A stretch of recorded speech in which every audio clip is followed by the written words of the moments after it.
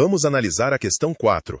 Aqui, o ponto central é entender como uma mudança no ambiente pode alterar quais indivíduos têm maior chance de sobreviver e se reproduzir.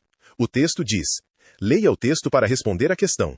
O melanismo industrial descreve a alteração na frequência de cores em populações de mariposas da espécie Biston betularia. Antes da industrialização, os troncos das árvores eram cobertos por líquens claros, o que conferia camuflagem às mariposas de coloração clara contra a predação por aves.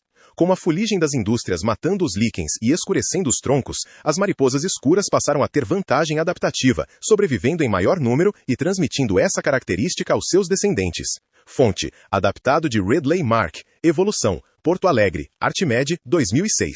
A interferência humana nos ecossistemas pode atuar como um forte fator direcionador da sobrevivência das espécies. Analise o caso descrito no texto de suporte e, em seguida, assinale a alternativa que explica corretamente a alteração observada na população de mariposas. As alternativas são: A.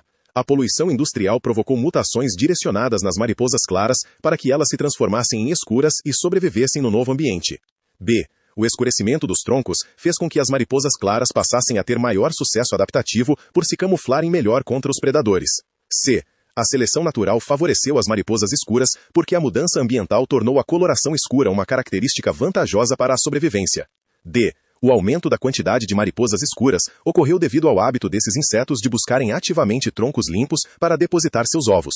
Agora vamos reconstruir o que aconteceu. Antes da industrialização, os troncos eram mais claros. Nesse ambiente, as mariposas claras ficavam mais camufladas e eram menos percebidas pelas aves. Depois, a fuligem escureceu os troncos. A condição mudou. As mariposas escuras passaram a se confundir melhor com o fundo, enquanto as claras ficaram mais visíveis.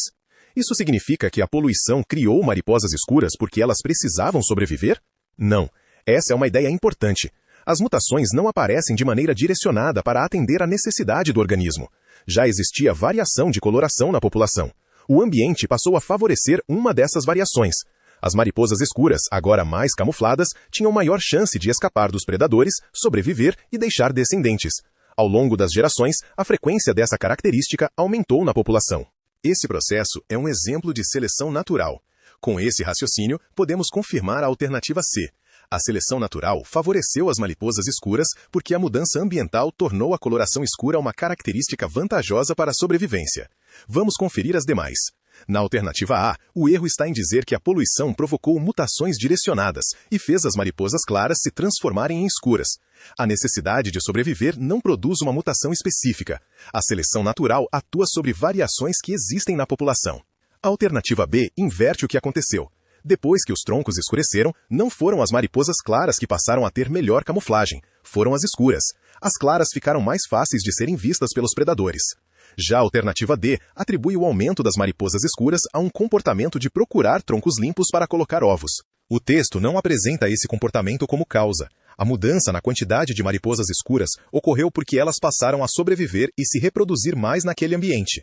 O principal aprendizado é perceber que a seleção natural não cria características porque os seres vivos precisam delas.